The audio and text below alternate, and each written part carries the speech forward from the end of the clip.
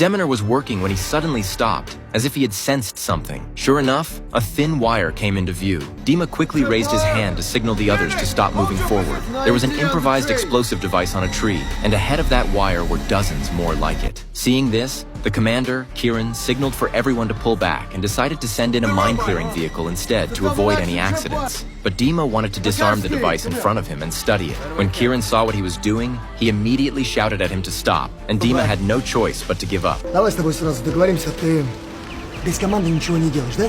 In response, Dima asked Kieran back, didn't he realize there was something wrong with these traps? The wires were at head height, but when clearing mines, they always had their heads down looking at the ground. Kieran was left speechless. Я рапорт подам.